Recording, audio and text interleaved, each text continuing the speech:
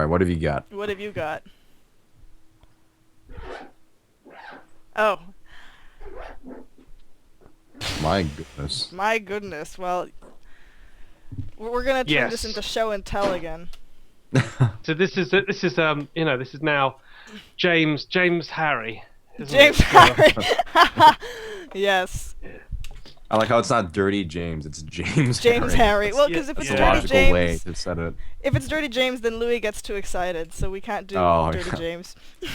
What? What you talking about? Did I fire 6 shots or only 5? In all this confusion, I've sort of lost track. It's like actually, I think I you lost only fired count, too. one.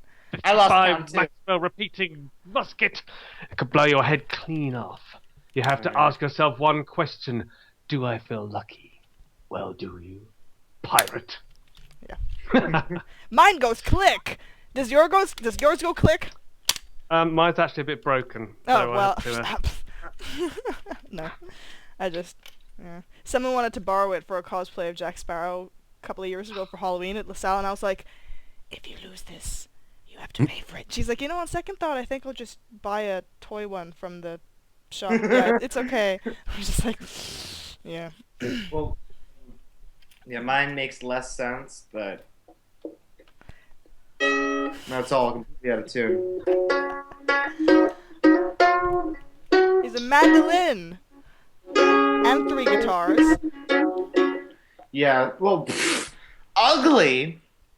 Girl, don't be dissing the mandolin.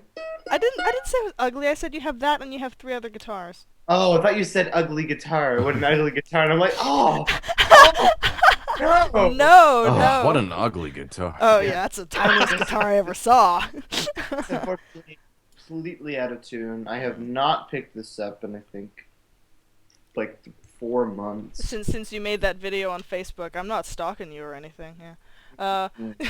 When I went to Holland at Christmas, I got this tiny little sextant because Louis possibly might, in the larger scheme of the graphic novel, be a navigator, which is how he winds up. Oh, okay. Spoiler, spoiler, spoiler, spoiler, and then a captain. Yeah. And then Yeah, no, but yeah, this little instrument, I imagine he just definitely maybe I'm not bored. play, Let's play. Yeah. but I don't know. I don't think maybe he's not really quite that musical. I think maybe he wanted to have been, but he maybe didn't get the chance or something. I imagined him But like he would probably have someone on his crew who would play an Yeah. instrument. Louis himself was always more of a kind of singer in my mind, but also it's just because I played the piano. I also pegged him as possibly playing like harpsichord, but maybe I would not be very down with good. that. I would be down with that. It's definitely very aristocratic. Yes. And it's aristocratic. But anyway, this instrument, mandolin, Just wanted beautiful. to show off your instruments. Admit it. I give up. Alright. Oh, the next one is, I guess, more specific for me, from Skunktail Awesome, which says, I remember seeing a comic you did where Louis encounters a male siren slash merman. Any chance of turning that into an animation, or at least colored as an actual comic page with dialogue? And that page was from very, very early on in the development, and there is no longer a fantasy element to the Honour Amongst Thieves world, because I prefer it being as historically accurate as possible, and Right. I mean, exaggeration of the characters aside, because there's a certain message that I wanted to get across. So the pirate in that world, the pirates are kind of modernized. I based them on the Adamant music videos, which have people dressed up in Baroque fashion, but they have like pink hair, or they have more Yeah. glitter than should be legally allowed. So it's Baroque Right. with a twist because it's, freedom, and also it suggests that perhaps just because the pirates are more willing to mingle with everybody else, that they are more advanced, whereas James and Santiago especially, he's tradition and he's religion, which is why technically his outfit is like a couple hundred years in the past to the other two. Oh, yeah. But I Right. mean, Yeah. it was on purpose, because I was like, he has to be, for what he stands for, is tradition and its roots and it's following through. So he looks like that on purpose. So Right. turning that into a serious comic, not in the foreseeable future. Sorry. Okay. From any Braganski. who is your favorite character and why? Yeah. I have I have to pick my own character. Yeah. But I said the reason before. Of all the characters, I like them now. I like them a lot now. I really do. But Louis just by far. Like he's a mile ahead of them for me. I just and I really I think I appreciate how he's a gay stereotype that we haven't seen. He's not bitchy. He's more. He's less of like the stereotypical bitchy gay man, and more of a gay dad.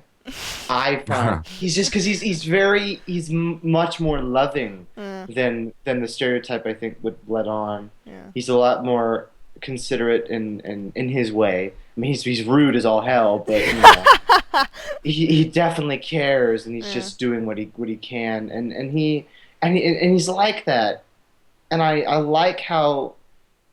My I guess whatever I added to it was just that he may be gay, but it's not something that drives his character. No. I think his sexuality is a byproduct of his personality. Yeah. Well, Instead of vice versa, which is something that is what real life is, but you never see in television or whatever. Like they're always like, okay, they're gay, so they do gay things. No, this person is this way, therefore he's gay. It's the personality that comes first. That's the reason he's gay, as opposed to the other way around. And that's something that I picked up on and truly appreciate, and that's why he's one of my favorite characters. I have to admit though that the early versions of Louis, because I had no idea what his personality was yet, and he really did start as gay stereotype. So the very early comics, actually, I don't really like so much because he's even snippier than he is now. But gay dad is an interesting one. Just because he's just like he'd bring you up as opposed to tearing you down. Because I did a lot of research. Basically, I wrote 6,200 words my last dissertation. I did weeks and weeks and months of research into this whole issue, even though the key focus of Honour Amongst Thieves is no longer, because the original concept was homosexuality, basically, and that is no longer the concept. It's just like, here is a different concept about government, religion, and liberal thinking, and it just so happens that the character who represents society, well, guess what, whether you like it or not, he's gay. But it's never like explicitly mentioned. It's just very obviously implied in the way he behaves. Yeah, I did lots of research because I was like, if I don't like this thing, then I need to know why. And basically my last dissertation was about the difference between how the media portrays this LGBT community versus how they actually are. And one of the books that I was reading, it was an anthology of interviews with a bunch of different gay people. They were interviewing someone who used to be a drag queen, and it was interesting because a lot of people get this impression that Louis is somehow less capable because he dresses in heels and he wears makeup. And what they forget is that, one, that's actually historically accurate. Men wore heels and makeup and frills, and that everybody did it, so it wasn't just Louis. But then on the other hand, they think that just because he's like that, then he must be more submissive and he must be more ladylike because he looks like one. And I'm just no. I'm just like, hell no. Here's the thing. Hell no. Here's the thing with people who dress up even remotely like drag. They are the toughest, hardest people within that community, because you know how much, balls you have to wear something like that and then go out in public in a community that doesn't like you, So I'm just like... We underestimate a person's bravery to not only come out of the closet, but then to allow their newfound identity to change themselves, change their appearance. And when you're a drag queen and you go full blown like that, like that person, don't mess with them. You have to understand that person has taken their life, which started pretty much the same way yours did, with some minor changes, and they did that to it. Those people are dangerous. Yeah, but that I already said it. I love it. I love it like that. Yeah. So that was fun. Anyway, the other two, did you want to answer favorite character and why? In Honour Amongst Thieves, I presume, I guess so. or just generally, yes. It's a very non-specific question. Who is your favorite character and why? So I assume it's Honour Amongst Thieves.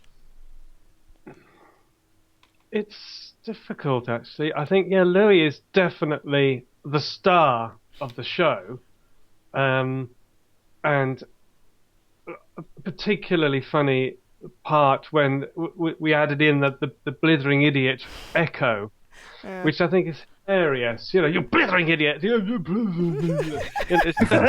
hilarious. That. Absolutely brilliant. And it makes me laugh a lot.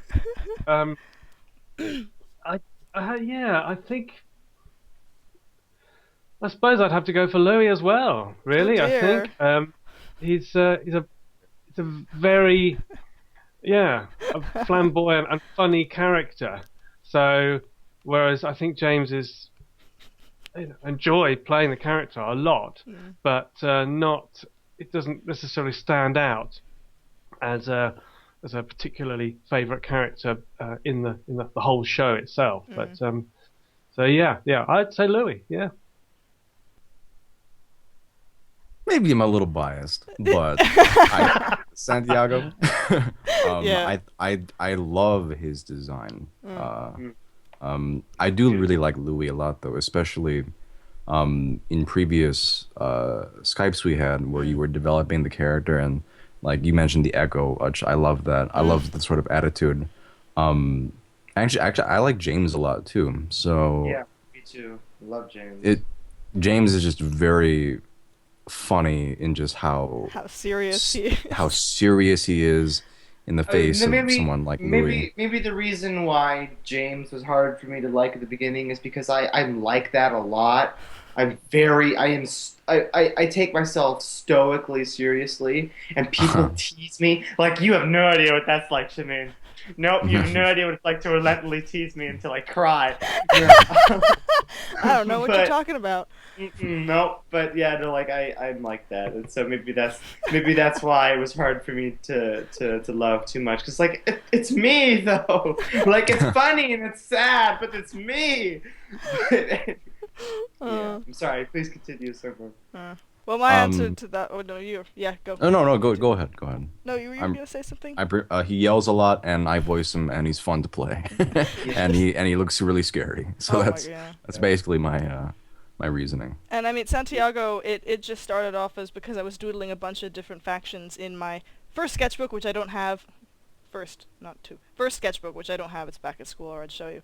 I was just doodling different factions as possible extras, and I drew a really big Spanish guy with a conquistador helmet, and my teacher looked over and he goes, "Why don't you use this guy? He's more interesting than James." And I was just like,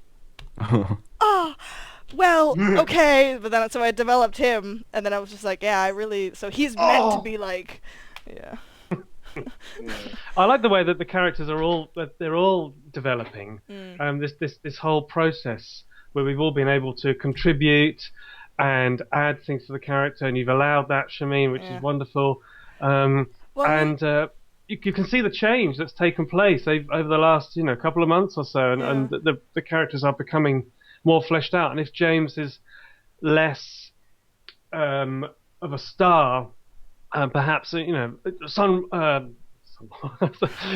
Santiago is same thing, same deal. We're the same thing. He's just so big. You just take off the massive, face and it's angry. really him. Right. And and James is, as I said, he's. I think James Harry, Dirty James is about the right sort of area that I'm going for. Yeah. He is authority. He is government, and he just hates everyone equally. Well, someone made an interesting, and I agree with it. I didn't know Les Mis at the time, Les Miserables, but I recently saw the movie that came out, and somebody had said before when I made the character collage, and I said, here's Santiago, James, Louis, and these are all the different characters that either were inspired by or come to mind if I have to describe the character. Right. And someone suggested, have you looked at Javert for James? And at first I was like, I know Les Mis because I had a Hunchback phase, so I know Victor Hugo's stuff, but I don't know who Javert is. And then I'm watching the movie, and I'm just like, it's except the key difference is that Javert is unrelenting and he never changes, so at the end, spoiler, the inevitable conclusion happens and he cannot deal with change. Whereas James is a little bit less relenting, and the entire story, when it in the graphic novel, it goes on more about actually learning to accept different people that you may not have liked before. So there's no dramatic Javert moments.